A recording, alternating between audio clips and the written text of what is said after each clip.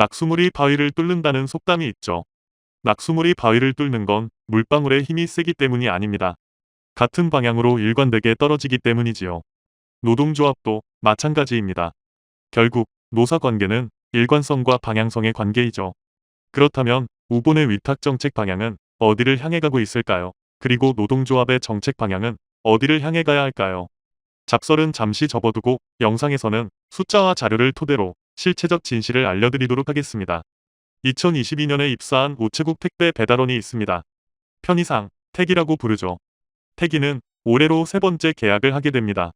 태기가 첫 번째로 사인한 계약서의 상대는 우체국 물류지원단 이사장이었습니다. 이사장과 태기가 1대1로 계약을 한 셈이죠. 그런데 태기가 두 번째로 사인했던 2024년 계약서에는 뭔가가 달라져 있었습니다. 오른쪽에 수탁자 이름 김택이라고 써있는 건 똑같은데 왼쪽에는 위탁자가 이사장이 아닌 땡땡 지사장으로 바뀐 것이죠.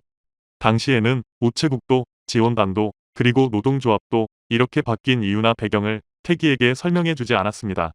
그리고 사실 태기에게는 뭐 그리 대단한 것도 아닌 걸로 보였고요.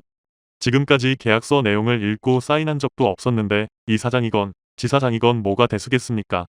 그러나 100번 양보해서 태기 개인으로 볼 때 어찌 보면 별 대수롭지 않은 변화일 수도 있었겠다고 할 수 있지만 위탁 배달원 전체로 놓고 봤을 때는 결코 작은 변화가 아니었습니다. 이른바 태기에 대한 관리감독의 권한과 책임이 이사장에서 지사장으로 낮아진 것이죠. 태기는 우체국 택배를 배달하면서 우체국에서 주는 수수료를 받아 생활하고 있는데 중간에 뭔가 자꾸 벽이 생깁니다. 지난 영상에서 6월 재계약 시 계약서를 유심히 보셔야 한다는 말씀을 드린 적이 있습니다. 이제 조금 있으면 태기한테도 소포우편물 배달 위수탁 계약서가 카톡으로 날아오겠네요. 그런데 우정사업본부와 지원단은 그 전에 먼저 계약을 체결합니다. 먼저 우정사업본부장과 우체국 물류지원단 이사장이 소포우편물 배달 통합 위수탁 기본계약서에 사인을 하면 각 지방청 재무 담당자와 지원단 지사장이 소포우편물 배달 위수탁 재무관 계약서에 사인을 하죠. 재무관 계약서와 별도로 각 지방청과 지원단 지사는 실무 위탁 도급 계약서도 작성합니다. 그 후에는 각 총괄국장과 지원단 지사장이 소포우편물 배달 위수탁 실무계약서에 사인을 하죠. 태기한테 소포우편물 배달 위수탁 계약서가 카톡으로 날아오는 건 그 다음 순서입니다. 각각의 계약서가 갖는 배경과 이유, 그리고 그 의미는 다음에 기회가 되면 말씀드리도록 하고요.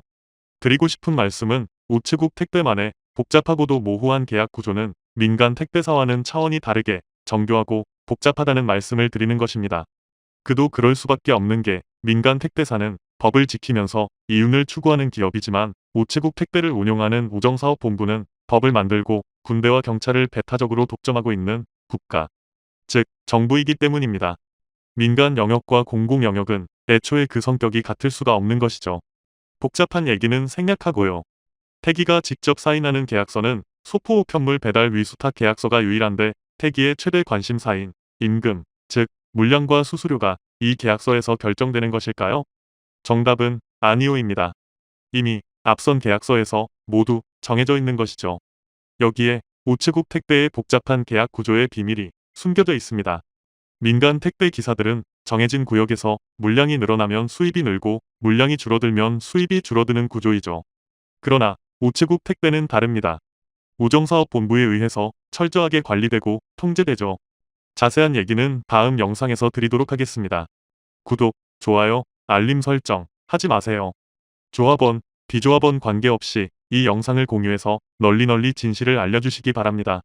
아, 그런데 잠깐, 지원단의 연구용역 과업 지시서에는 택배노조의 정책 방향을 확인하는 것이 과업에 포함되어 있던데 용역 업체는 택배노조의 정책 방향을 도대체 어떻게 확인하려고 하는 걸까요? 지원단은 지금 당장 연구용역을 공개해야 합니다. 다음 영상에서 뵙겠습니다.